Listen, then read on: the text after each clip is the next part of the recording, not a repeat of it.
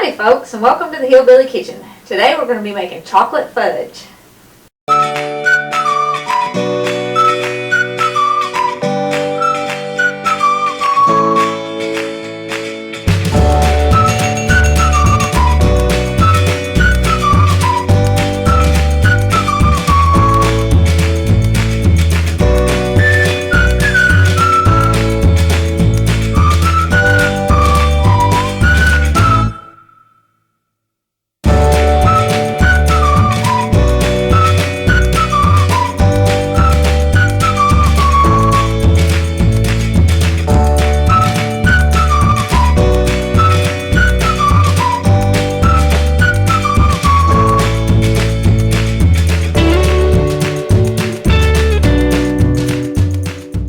Now, chocolate fudge is a holiday classic, and there are kind of some tricks to making fudge, and it's probably going to take you a couple of times to get it to come out right because it's something that you really have to get a feel for. But I'll give you as much help as I possibly can. For chocolate fudge, you need 12 ounces of semi-sweet chocolate, and you can use chocolate chips or you can get the bars and chunk them up, but the chocolate chips are much easier. A small jar of marshmallow cream, 7 ounces, and you do want to get the name brand stuff for this. You need 3/4 of a cup of evaporated milk, some real vanilla, and a stick and a half of butter. That's 3/4 of a cup, and 3 cups of sugar. Now before you start cooking your fudge, you want to select a pan that is the right size for your fudge, and I'm using an 8 by 11, which is just about perfect for a regular batch of chocolate fudge. Now, before you start cooking, you also want to butter your pan, and I just use a cold stick of butter and rub it in my pan back and forth both ways on the bottom and then around the sides a little until it's completely covered. Now, set our pan to the side, and we're going to start cooking this on medium. We start with the cream, sugar, and butter, and then we're going to add the chocolate chips, the marshmallow, and the vanilla after it's cooked. I do always put my butter in the pan first. I don't know. Yeah, I guess it probably keeps your sugar and stuff from sticking to the bottom of the pan, which is good because if you started heating the sugar first, you might have a problem. But you don't have to completely melt it, just kind of start it enough so that it coats the bottom. Dump in the sugar.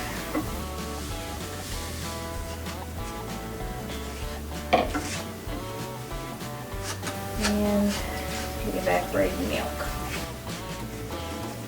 Now, it takes some patience to make fudge. Somebody had commented and asked me if I was going to be doing fudge for the holidays. And if I was, did I do that quickie stuff or did I use a candy thermometer? Well, this is definitely not quickie stuff, and you can use a candy thermometer for this. I've always just timed it. And you have to watch. You want to bring it to a full boil and then time it for about 5 minutes. Sometimes it takes 6. Okay, you're supposed to get this to at least 234 degrees. But like I said, I time mine and I just look at it because I kind of know what it's supposed to look like. And you're going to stir this a lot. Once it starts to boil, you never stop stirring it. And until it comes to a boil, you're going to stir it quite a bit. I mean, you don't want to ignore it for more than just a few seconds at a time. It has been raining here all day, which means it's very humid. And humidity does affect all kinds of homemade candy. So when it's raining, that doesn't mean that you can't make fudge. It just means that you have to be very, very careful and get it hot enough, maybe even a degree or 2 hotter if you're using a candy thermometer. Like I said, I just watch it. I kind of know what it's supposed to look like. And when it's raining, after you cut it off and you add your chocolate and your marshmallow and your vanilla, you're gonna stir it a lot. Even if it's not raining, you're really gonna want to stir it after you put all that stuff in. But especially when it's raining, that's important. My fudge is just starting to boil. If you look, you can see some bubbles here.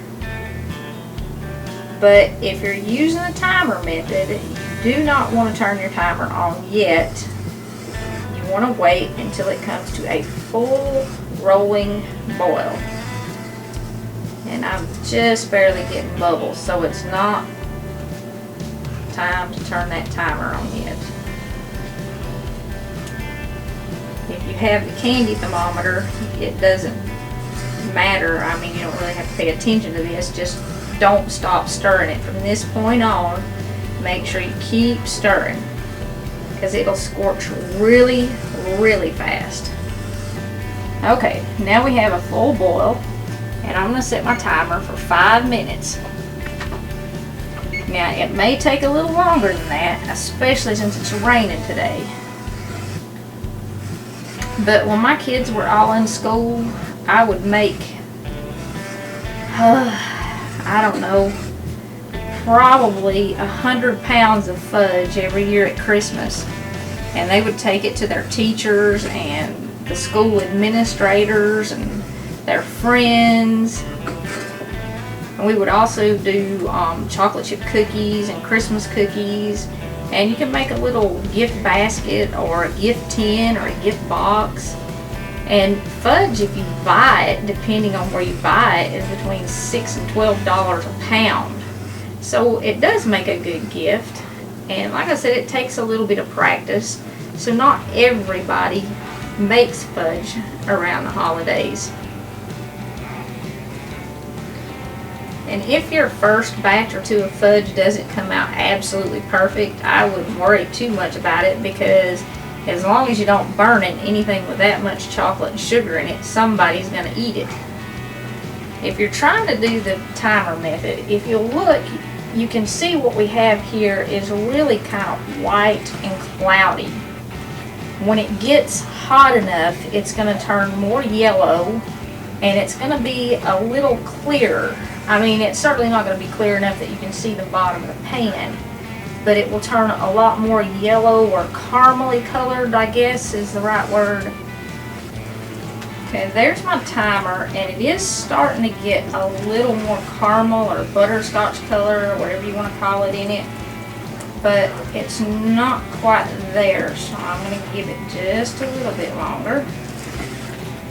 And you probably noticed too that as this came to a boil, it's really filled my pan up. You want to make sure you have a pan big enough to cook fudge in when you start, because that the 3 cups of sugar and the 3/4 of a cup of butter and the milk, they do, I mean, you need a pan like 3 times the size what you need to actually hold those. And a little bit more doesn't hurt anything, because you don't want to slop this stuff on you. It's really hot. Okay, I don't know if you can see this or not, but when I rake my spoon through it now, I'm getting a really yellow butterscotchy color, and that's what I'm looking for. Now, I'm not going to remove this from the heat. I'm just going to turn the heat off. And I'm going to dump in my chocolate and stir it really fast.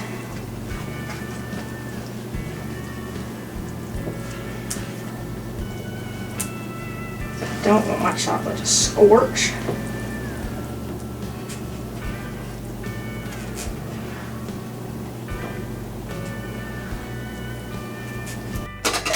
Now my marshmallow.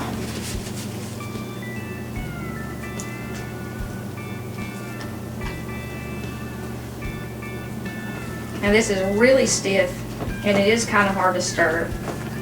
And that's why I leave it on heat, because if it gets cool too quick, you won't be able to mix it in.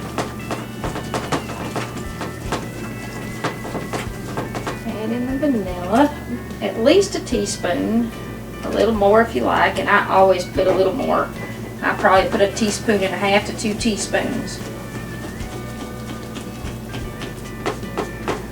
Getting all this stuff mixed in good at the end is probably the hardest part, and I do usually go back and try and get all the marshmallow cream out, or at least make sure I got most of it out before my fudge gets cool.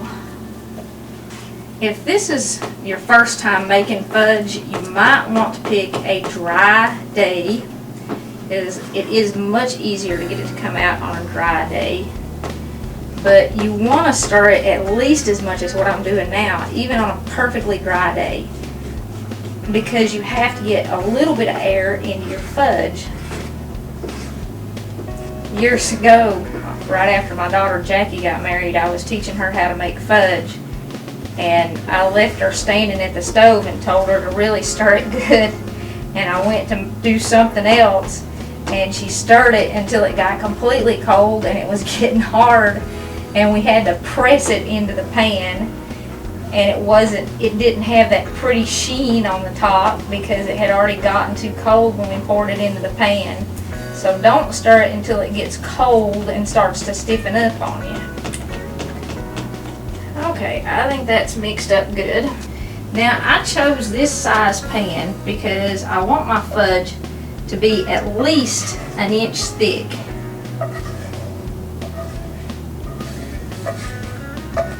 Okay. Now you want to let this cool all the way to room temperature before you cut it. And you can store it in an airtight bowl, or you can put it in a Ziploc bag and put it in your refrigerator. But you can test it before it cools with what's left in your pan and what's on your spoon. Now I can tell that my fudge is going to get firm like it should because it's sticking in the pan really good. And even though it's still hot, yep, a little bit of it will peel off, and that's what you want. I know this fudge is going to get firm and it's not going to be taffy like when it gets cool. But you do have to let it cool, like I said, at least to room temperature. And I like to cut mine in squares that are about 1 inch by 1 inch and about 1 inch thick. I just think that's a good size. Of course you can cut it however you want, but you don't want to get a pan that's too big so your fudge comes out really, really thin. It does change the texture a little bit, and if you mix it like that, it will be light and it will break, but it should not be crumbly.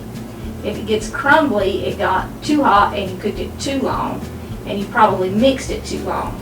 But this looks good, it's sticking together, what's on my finger here, but it's not going to be taffy. I can tell it's not. It is really, really hot still. Like, you would not want to taste it off of this spoon that quick because it'll burn your mouth. So even your spoon, let it cool down a little while before you test it. I hope this video helps all you people who are trying to learn to make fudge this year. And don't forget to make an extra batch or 2 to share. We appreciate you joining us in the Hillbilly Kitchen. Don't forget to click like and subscribe before you leave, and we'll see you next time.